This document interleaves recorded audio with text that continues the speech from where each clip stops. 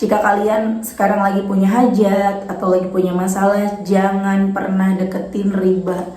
Karena itu bukan solusi, itu malah akan membuat kita tambah. Bismillahirrahmanirrahim. Alhamdulillahirabbil alamin. Allahumma shalli ala sayyidina Muhammad wa ala ali sayyidina Muhammad. Assalamualaikum warahmatullahi wabarakatuh. Halo teman-teman, apa kabar? Mudah-mudahan teman-teman selalu dalam lindungan Allah Subhanahu wa taala. Amin ya rabbal alamin. Alhamdulillah, kali ini aku akan sharing pengalaman sholawat dari teman-teman kita. Tapi sebelumnya buat teman-teman yang belum subscribe, jangan lupa di subscribe dulu ya. Dan buat teman-teman yang punya testimoni sholawat, silahkan kirimkan testimoni kamu ke sini. Dan buat teman-teman yang punya Instagram, jangan lupa follow Instagram aku, Meliza Amelia. Nah, kalau teman-teman mau beli buku ini, jangan pernah lelah, ada nikmat di setiap sholawat. Ini buku pertama aku, insya Allah bisa menambah semangat teman-teman dalam bersholawat. Harganya 55.000, kalau mau beli langsung aja hubungin admin, nomornya yang ini. Atau teman-teman bisa langsung aja datang ke Gramedia di seluruh Indonesia, insya Allah udah ada ya. Nah, sekarang aku akan bacain testimoninya, ini dari Mbak Yanti di Blora. Assalamualaikum Mbak Mel. Waalaikumsalam. Ini saya Yanti dari Blora, Jawa Tengah, mau ngasih testimoni. Alhamdulillah, semenjak mengamalkan sholawat banyak keajaiban-keajaiban Mbak. Awalnya saya tahu sholawat bulan September Mbak, tapi hanya sekedar tahu, tidak paham cara mengamalkannya. Sejak di bulan itu saya punya hajat Mbak, ingin punya rumah, tapi belum punya lahan tanah. Sehingga ada orang jual tanah Mbak di dekat rumah mertua yang saat ini juga saya tempati Mbak rumahnya. Karena saya dan suami ingin punya rumah sendiri, akhirnya tanahnya kami beli Mbak. Alhamdulillah Mbak, ketika kami membeli, kami dibantu orang tua kami untuk membayarnya. Tapi belum lunas Mbak, sehingga kami ambil bank angsuran tiap bulan Mbak. Kami yakin Mbak bahwa kami bisa melunasi dan Allah pasti menolong kami. Apalagi di bulan itu saya suka nonton ceramahnya Pak Yusuf Mansur yang nambah semangat saya untuk optimis. Meskipun saya punya hutang, saya terus berdoa dan mengamalkan Al-Fatihah agar cepat lunas hutangnya. Tapi saya membacanya sekedar Mbak, sehingga di bulan Oktober kami diuji bahwa saudara di Palembang ada yang meninggal dan mengharuskan suami untuk ke sana. Padahal saat itu kami tidak ada uang, akhirnya kami pinjam bank mingguan. Sejak saat itu saya bingung Mbak, pikiran kami nanti gimana bayarnya, sedangkan kami harus setor bulanan dan bayar tanahnya belum lunas ditambah lagi mingguan. Sejak saat itu kami selalu berdoa minta petunjuk sama Allah. Kami buka YouTube, alhamdulillah YouTube Habib Novel yang muncul dan dengar ceramahnya saya tambah semangat. Ceramahnya tentang sholawat dan tiba-tiba YouTube Mbak Mel muncul. Saya like itu videonya dan banyak orang yang testimoni sholawat, dan semenjak itulah saya paham cara mendawamkan sholawat. Alhamdulillah Mbak, sudah hampir 4 bulan ini saya sholawat, banyak keajaiban yang kami rasakan. Kami bisa mudah setor cicilan setiap bulan, minggu, dan ketika ada kebutuhan mendadak pun kami selalu ada uang. Dan tanpa kami duga Mbak, bulan Januari kemarin kami dapat uang 10 juta dari adik kami. Ketika itu saya merinding, menangis Mbak, bahwa betapa sayangnya Allah sama kami. Alhamdulillah Mbak, buat pembayaran tanah yang masih, meskipun di bulan Februari ini pembatasan pembayaran, alhamdulillah kami tetap tenang walaupun masih kurang 26 juta. Minta doanya Mbak supaya kami tetap istiqomah bersholawat dan menjalankan amalan-amalan yang lain seperti bangun malam untuk tahajud. Kami terkadang masih bolos Mbak. Dan buat Mbak, semoga sehat selalu, dilancarkan rezekinya dan dimudahkan urusannya. Dan terima kasih video-videonya yang menyemangati kami Mbak. Assalamualaikum.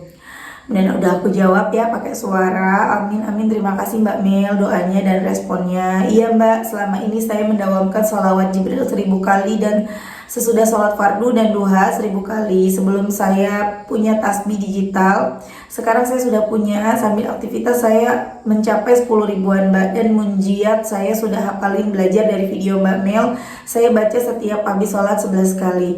Alhamdulillah sekarang sudah hafal Mbak, saya ngamalinnya sampai 100 kali per hari dan target mencapai 500. Semoga istiqomah Mbak. Suami pun mendawamkan sholawat Jibril 500 setiap selesai sholat fardu. Oh ya Mbak, saya juga bersedekah subuh. Mudah-mudahan dengan bersedekah subuh ini dipermudah lagi urusan saya Mbak, dan lunas utang-utang saya. dan disegerakan rumah buat kami, amin. Masya Allah, amin. Insya Allah segera lunas. Terima kasih ya Mbak udah berbagi testimoni. Kemudian Mbak Yanti nge-WA aku lagi teman-teman. Assalamualaikum Mbak Mel, maaf baru bales. Tadi pagi mau bales anakku yang kecil keburu rewel. Iya Mbak, kalau di-share pakai nama asli nggak apa-apa. Oh iya Mbak, saya mau berbagi lagi. Minggu kemarin anakku yang besar sekolah SMP, sewaktu pulang sekolah ditabrak oleh temannya. Sedangkan posisi anak saya lagi berhenti. Ajaibnya Mbak, alhamdulillah anak saya selamat, nggak apa-apa, sedikit pun tidak lecet dan sedang memboncengkan temannya. Temannya juga selamat Mbak, cuma kaca lampu belakang yang pecah, padahal itu keras tabrakannya. Saya bersyukur dengan keajaiban salawat bahwa Allah selalu melindungi kami. Saya tinggal di kampung Mbak, sehari-hari suami saya jualan keliling, dan kalau ada orang hajatan baru jualan di tempat dan sambil bertani. Saya di rumah mengurus anak dan membantu menyiapkan dagangan suami. Alhamdulillah Mbak, Allah berkali-kali menolong dan melindungi keluargaku. Sewaktu suamiku pulang dagang jam 10:30 malam, kehabisan bensin di tengah hutan. Alhamdulillah Mbak, tiba-tiba ada orang menolong, membantunya, padahal itu jam malam, posisi hujan gerimis. Saya sangat bersyukur Mbak, inilah keajaiban yang kami rasakan. Maaf ya Mbak kalau kepanjangan, dan terima kasih sudah merespon kami. Saya ingin berbagi dan menyemangati yang sedang berjuang sholawat. Ayo terus sholawat karena Allah suka kepada hamba-hambanya yang bersholawat. Demikian dulu Mbak testimoniku. Insya Allah nanti kami testimoni lagi. Terima kasih doanya dan salam buat keluarga, sehat selalu dan bertambah berkah, amin amin. Masya Allah ya teman-teman, itu tadi testimoni dari Mbak Yanti di Blora. Jadi gini, pertama dari yang Mbak Yanti ya, ini kita bisa ambil pelajaran ya teman-teman, buat teman-teman yang sekarang berniat untuk riba, untuk mencoba pinjem uang yang ada bunganya. Tahan, jangan baca sholawat. Kalian kan udah dengar sholawat, udah lihat testimoni sholawat, udah tahu sholawat itu jalan dari Allah, sholawat. Kisah Mbak Yanti ini sama seperti aku dulu di tahun 2016.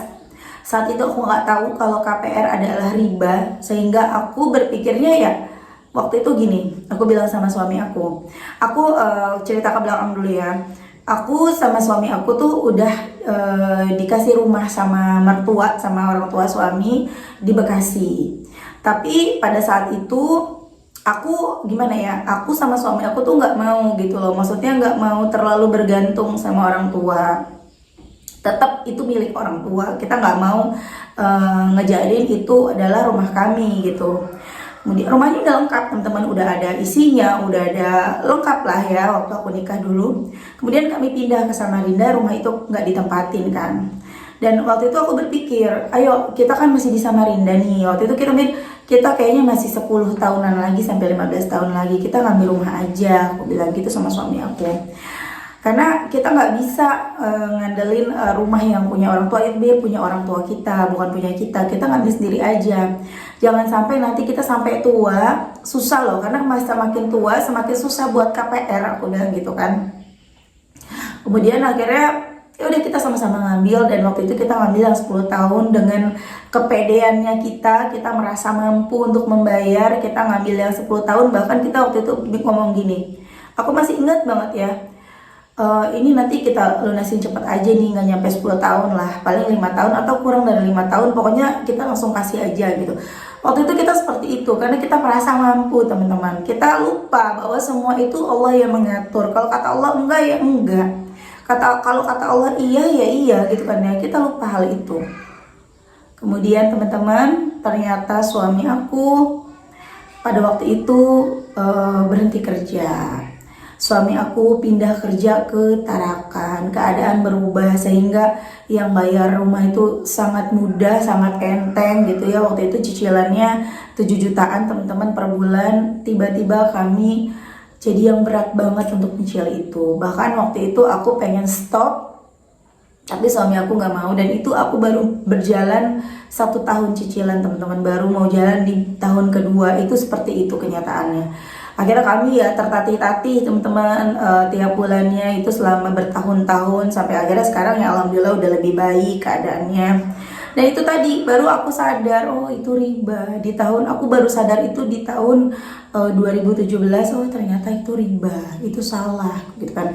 Tapi untuk aku maunya sih stop, aku maunya lepas, udah tinggalin gitu loh. Anggap aja yang kemarin itu kita sedekah gitu ya. Tapi suami aku nggak mau, suami aku kekeh maunya ngelunasin rumah itu karena udah dari awal kan kita udah DP segala macam, udah kita renov juga rumahnya di Samarinda dan sekarang udah kita kontrakin.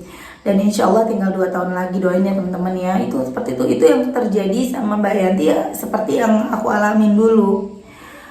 Mbak Yanti berpikir pengen banget punya rumah, ada tetangga jual tanah, kenapa enggak gitu kan. Tanahnya mungkin luas, tanahnya juga murah, kenapa enggak beli? Ya udahlah pinjem aja ke bank, nanti kita bisa cicil bulanan. Ternyata itu kan menurut kita, ya enggak? Kita cuma mikir berdasarkan kemampuan kita. Kita nggak ngelihat semua itu Allah yang atur. Akhirnya tiba-tiba sama Allah dibikin ada masalah dalam keluarga, akhirnya harus pinjem uang mingguan segala macam, dan akhirnya sekarang terseok-seok gitu kan ya. Tapi alhamdulillah Allah Maha Baik, Allah mengenalkan Mbak Yanti dengan sholawat, Allah mengenalkan Mbak Yanti dengan ibadah yang lebih baik lagi, sehingga perlahan Mbak Yanti bisa mencicil hutang-hutangnya. Kita doakan ya teman-teman, semoga hutang-hutang Mbak Yanti lunas, tanahnya lunas, semuanya dimudahkan sama Allah Mbak Yanti. Nanti kalau mau renov rumahnya ingat, udah kenal sholawat, jangan riba lagi. Kalau aku berpikir gini ya teman-teman, selain riba itu kan memang kita dilarang ya, berdosa juga ya teman-teman kita melakukan riba, baik yang minjemin maupun yang dipinjemin. Nah, aku selalu bilang ketika kita melakukan riba, itu rezeki kita jadi seret, karena itu yang aku alamin teman-teman. Ketika aku riba, apapun yang termasuk riba, itu rezekiku seret. Ya, kemudian itulah yang membuat Mbak Yanti jadi punya masalah. Aku pun sama, itu yang membuat aku jadi punya masalah. Yang tadinya hidup aku enak-enak aja, tahu-tahu nggak bisa bayar, tahu-tahu semuanya berubah. Alhamdulillahnya teman-teman yang sekarang nonton tayangan ini bisa lihat video ini atau lihat tayangan-tayangan lainnya yang berkaitan dengan sholawat, bersyukur. Jika kalian sekarang lagi punya hajat atau lagi punya masalah, jangan pernah deketin riba. Karena itu bukan solusi, itu malah akan membuat kita tambah berat, tambah banyak masalah. Mungkin bukan saat ini, di lain hari, di lain waktu itu ada masalah teman-teman. Karena itu tadi riba, ya. Jangan sampai teman-teman terjerumus sama riba. Mbak, tapi udah genting banget, Mbak, aku udah ditagi-tagi. Ya udah, baca sholawat sebanyak-banyaknya, Allah pasti kasih solusi buat kita, buat kamu. Pasti.